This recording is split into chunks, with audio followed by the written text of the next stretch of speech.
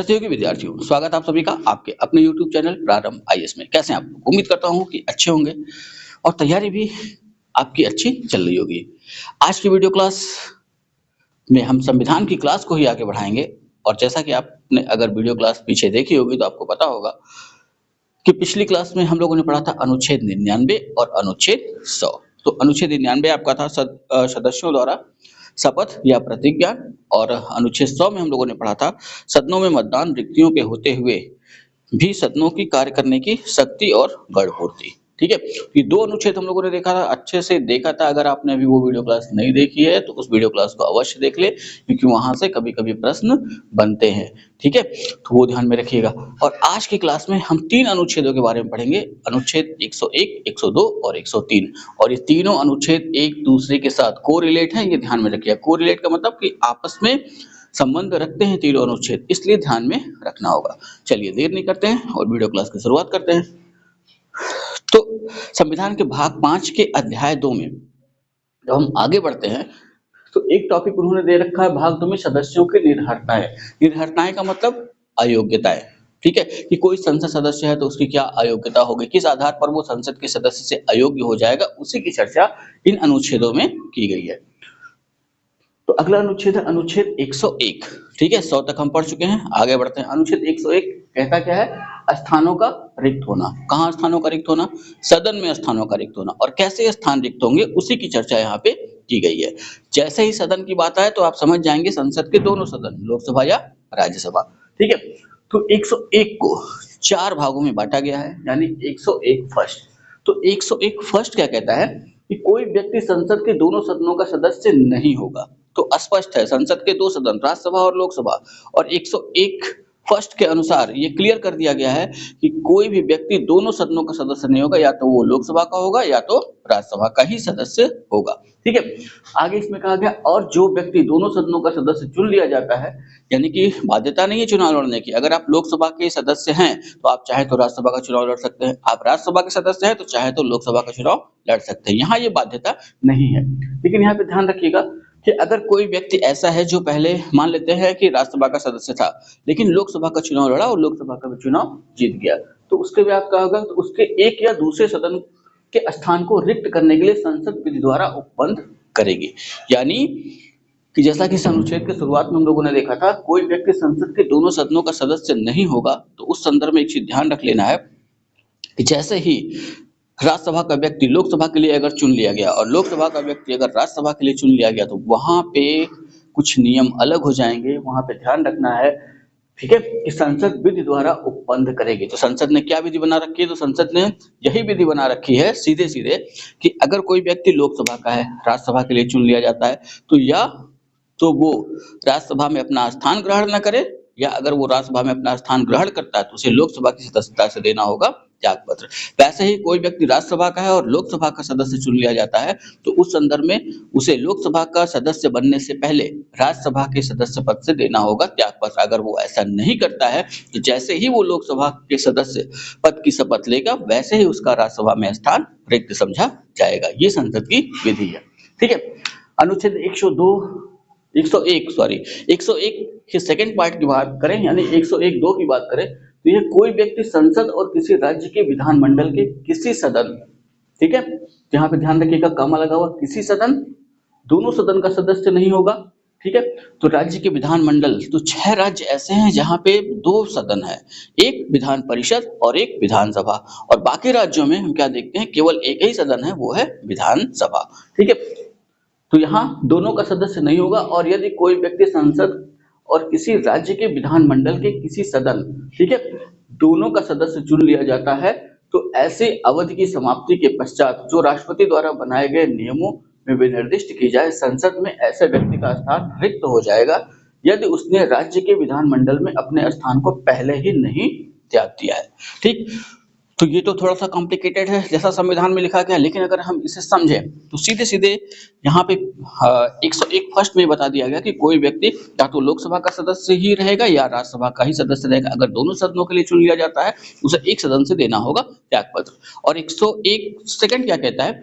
वो ये कहता है कि अगर कोई व्यक्ति किसी राज्य के विधानसभा या विधान परिषद का सदस्य चुन लिया जाता है, ठीक है, या कोई व्यक्ति किसी राज्य के विधान सभा या विधान परिषद का सदस्य है और वो लोकसभा का सदस्य चुन लिया जाता है या राज्यसभा का सदस्य चुन लिया जाता है, तो इस संदर्भ में राष्ट्रपति विनिर्दिष्ट करेंगे।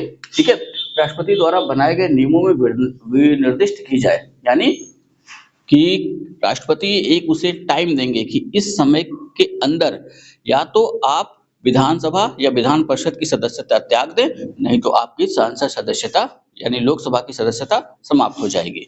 ठीक है, तो ये चीज ध्यान में रखिएगा। हाँ, ऐसा इसलिए किया गया ना कि जैसे ही आप सांसद पद की शपथ लेंगे, तो वैसे ही आपको विधानसभा वाला पद रिक्त कर देना होगा। अभी अगर लेटेस्ट उदाहरण या ताजा उदाहरण देखें तो उत्तर प्रदेश के संदर्भ में आपको ध्यान रखना है।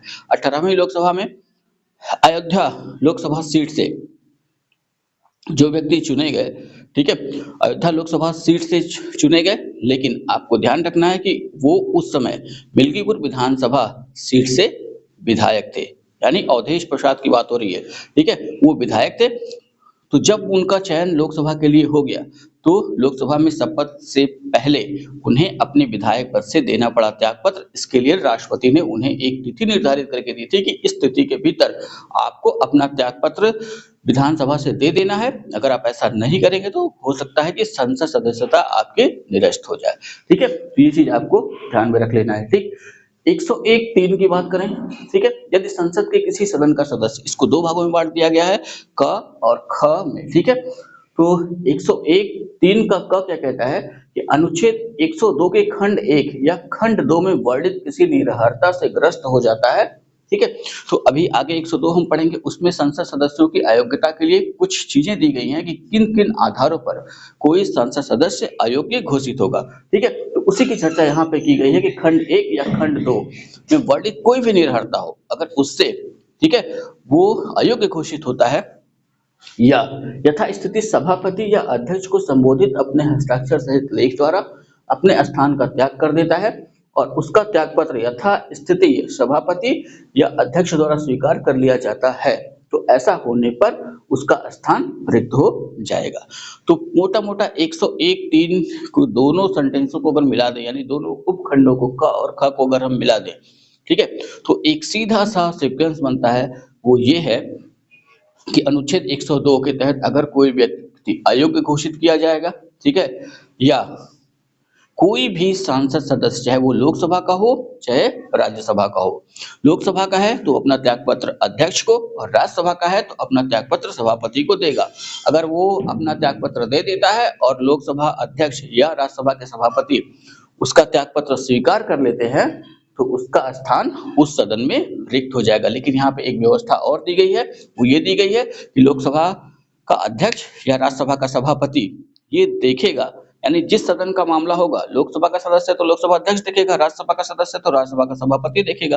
ठीक है, वो ये देखेगा कि अगर जो व्यक्ति त्यागपत्र दे रहा है वास्तव में त्यागपत्र दे रहा है या उससे जबरदस्ती दिलाया जा रहा है, कहीं ऐसा तो नहीं उसकी जगह पे किसी और ने दे दिया, यानी कि उसकी जांच करेगा। ऐसा इसमें वर्णित किया गया है 101(3) में। ठीक है, वो ध्यान में रखिएगा।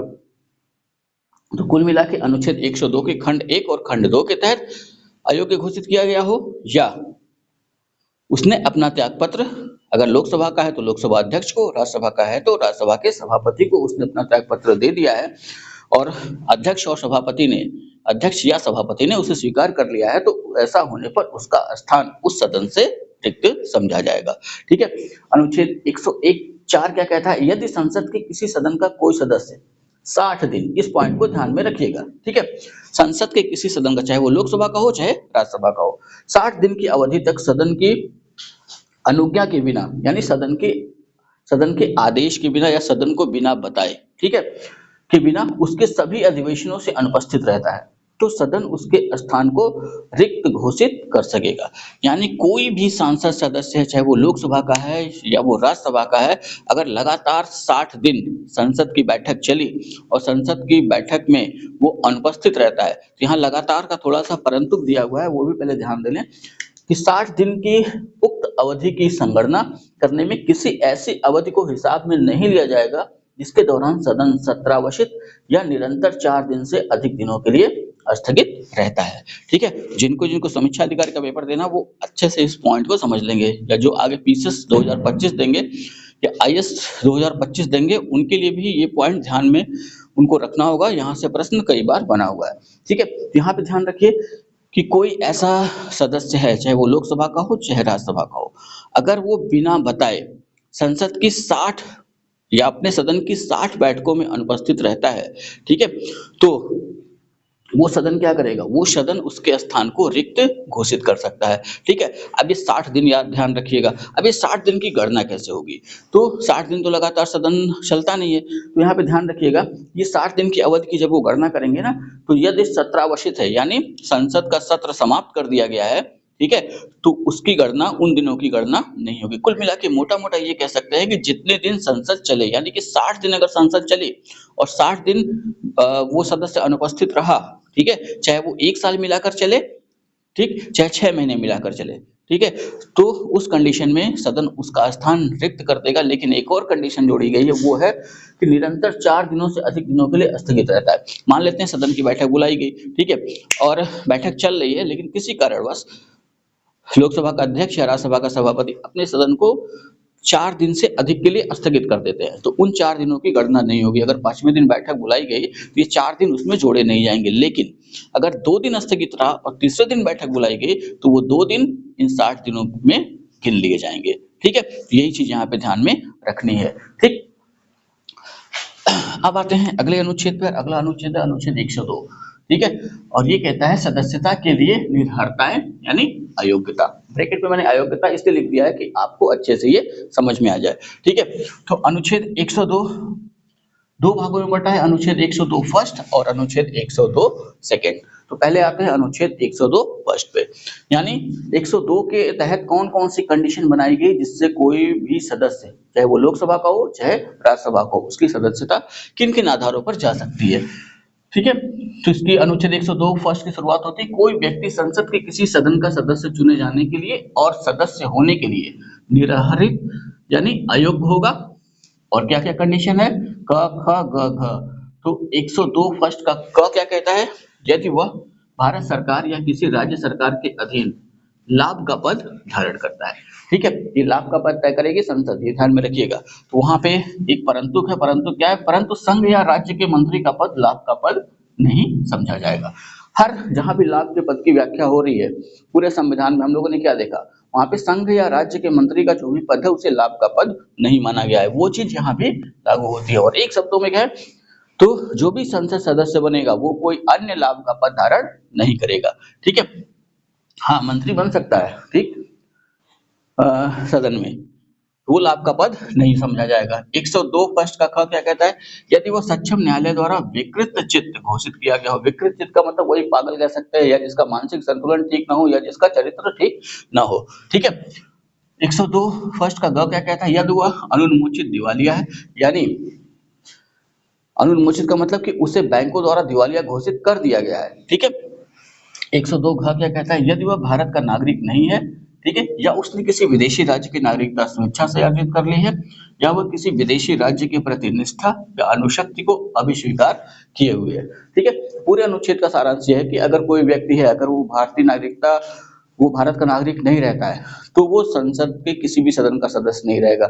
यदि वो भी नागरिकता का त्याग कर देता है, तब भी वो संसद के किसी सदन का सदस्य नहीं रहेगा। या अगर कोई व्यक्ति संसद सदस्य है और वो किसी विदेशी राज्य के प्रति अपनी निष्ठा व्यक्त कर रहा है या अपना लगाव इसको स्वीकार कर रहा है, तो ऐसी कंडीशन में जिस सदन का वो सदस्य है, उस सदन से उसकी सदस्यता समाप्त हो जाएगी, ठीक है। तो ये 4 पॉइंट ध्यान में रखिएगा। ये संसद सदस्यों की सदस्यता यानी अयोग्यता के लिए बनाए गए हैं। किन ये 4 आधार है जिसके आधार पर कोई चाहे लोकसभा का सदस्य हो चाहे राज्यसभा का सदस्य हो, वो अयोग्य घोषित किया जाएगा। एक चीज और आपको ध्यान में रखना है, चाहे कोई व्यक्ति लोकसभा का सदस्य हो चाहे वो राज्यसभा का सदस्य हो, उसके लिए जो शब्द प्रयोग होता है वो होता है सांसद, ठीक है। अब 102 का सेकंड ये बाद में जोड़ा गया। बाद में जोड़ा गया का मतलब कि आपको ये ध्यान रखना है कि 102 का सेकंड, ठीक है, 1985 में 52वें संविधान संशोधन अधिनियम द्वारा जोड़ा गया, जब मामला आया दल बदल का, ठीक है, वो ध्यान में रखिएगा। 1985 52वां संविधान संशोधन अधिनियम, ठीक है, मैं यहाँ लिख देता हूँ 52वां संविधान संशोधन अधिनियम।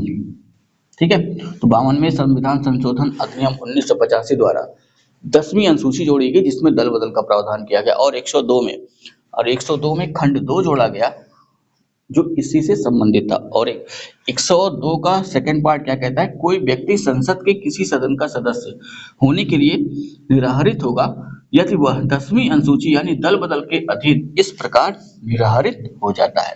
यानी कि अगर कोई व्यक्ति दल बदल करता है तो दल बदल, जब हम आगे पढ़ेंगे तो मैं आपको समझाऊंगा दल बदल कौन सा यहाँ पे लागू हो। जैसे मैं किसी पार्टी का हूँ, ठीक है, जीत के आया हूँ, मान लेते हैं कि मैं जीत के आया हूँ कांग्रेस से, ठीक, लेकिन जब मैं सदन में गया कुछ समय बाद मैं कांग्रेस छोड़ के चला जाता हूँ भाजपा में, तो इस कंडीशन में हो गया ये दल बदल, अगर मैं अकेले गया, ठीक है। लेकिन अगर कोई पार्टी दूसरी पार्टी में विलय करती है तो वो दल बदल नहीं माना जाएगा, ये ध्यान में रखिएगा, ठीक है। तो ये बाद में जोड़ा गया 52वें संविधान संशोधन 1985 द्वारा, जब 10वीं अनुसूची जोड़ी गई, और 10वीं अनुसूची क्या है, दल बदल, ये ध्यान में रखिएगा। इस आधार पर भी संसद का कोई भी सदस्य अयोग्य घोषित किया जा सकता है, ठीक है। अब आते हैं अनुच्छेद 103 पे। अनुच्छेद 103 क्या कहता है, सदस्यों की निर्भरताओं से संबंधित प्रश्नों पर विनिश्चय। कोई सदस्य किन अयोग्य है या नहीं है इसका निर्णय कौन करेगा, ठीक है, सीधा सा प्रश्न है। और सीधा सा प्रश्न आपको परीक्षा में भी देखने को मिलेगा कि संसद सदस्यों की अयोग्यता का निर्णय कौन करता है। यहाँ 2 पॉइंट है, बहुत अच्छे से ध्यान से इसको समझ लीजिएगा। अनुच्छेद 103 पहले तो 2 भागों में बटा हुआ है।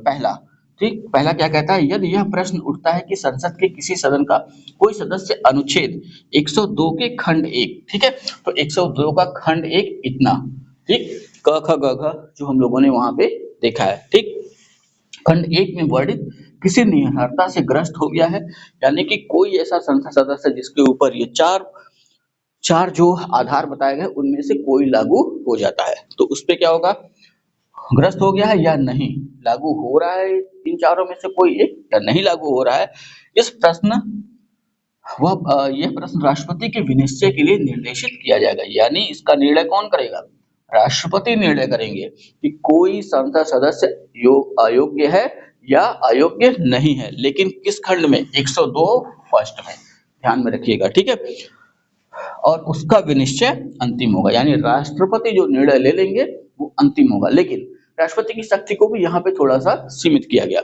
इसमें अनुच्छेद 103(2) ये क्या कहता है कि ऐसे किसी प्रश्न का विनिश्चय करने से पहले राष्ट्रपति निर्वाचन आयोग की राय लेगा और ऐसी राय के अनुसार कार्य करेगा। यानी यहाँ पे स्पष्ट है, निर्वाचन आयोग की राय मानने के लिए राष्ट्रपति एक तरीके से कह सकते हैं कि बाध्य है, ठीक है, क्योंकि यहाँ लिखा हुआ है कि ऐसी राय के अनुसार कार्य करेगा, ठीक।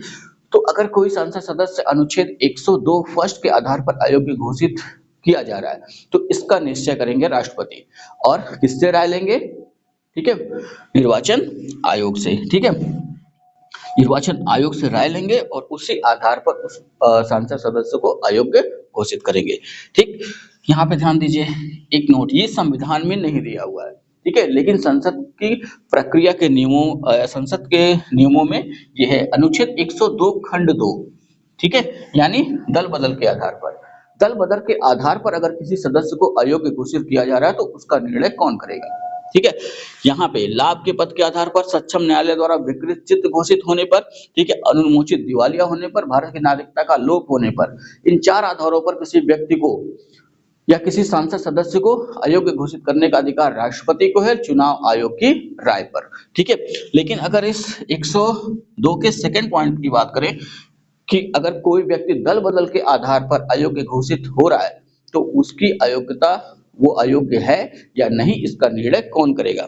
यहाँ ध्यान रखिए, अनुच्छेद 102 के खंड 2 के अंतर्गत दल बदल के आधार पर निरर्हता का निर्णय यानी उसकी अयोग्यता का निर्णय लोकसभा अध्यक्ष या राज्यसभा का सभापति करेगा और उसका निर्णय अंतिम होगा, ठीक है।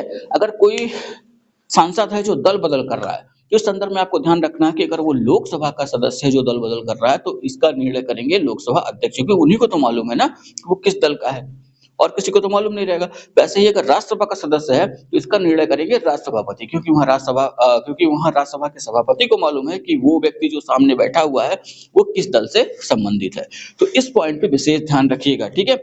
102 फर्स्ट, राष्ट्रपति चुनाव आयोग की सलाह पर ठीक, सॉरी 103 फर्स्ट राष्ट्रपति अनुच्छेद 103 के अनुसार, अनुच्छेद 103 फर्स्ट के अनुसार राष्ट्रपति अनुच्छेद 102 फर्स्ट के आधार पर किसी व्यक्ति को अयोग्य घोषित करेंगे या योग्य घोषित करेंगे चुनाव आयोग की राय पर। और यहाँ पे ध्यान रख लेना है कि अनुच्छेद 102 के खंड 2 के आधार पर अगर किसी सांसद सदस्य को अगर अयोग्य घोषित करना होगा तो अगर लोकसभा का है तो लोकसभा अध्यक्ष घोषित करेंगे, और अगर राज्यसभा का है तो राज्यसभा के सभापति घोषित करेंगे। ठीक है, तो ये 3 अनुच्छेद रहे। उम्मीद करता हूँ कि आपको वीडियो अच्छी लगी होगी। वीडियो अगर अच्छी लगी हो तो लाइक करिएगा, कमेंट करिएगा, वीडियो को शेयर करना ना भूलिएगा। और जो नए सब्सक्राइबर हैं, अगर नए दर्शक हैं, नए विद्यार्थी हैं जो हमसे जुड़े हुए हैं, अगर उन्होंने अभी तक चैनल को सब्सक्राइब नहीं किया है तो वो चैनल को सब्सक्राइब भी कर लें। और जो नए सब्सक्राइबर हैं उनके लिए ये कहूँगा कि पीछे जाएं, प्लेलिस्ट देखें और वहाँ से जहाँ तक जैसे कि मैं आज 103 अनुच्छेद तक पढ़ा चुका, पीछे के अनुच्छेदों में जहाँ उनको अगर दिक्कत हो रही हो तो छोटे-छोटे पार्ट में मैंने वो वीडियो क्लासेस बना रखी हैं, वो अवश्य देख लें। इतना आप तैयार करिए, मिलेंगे नेक्स्ट वीडियो में, तब तक के लिए जय हिंद।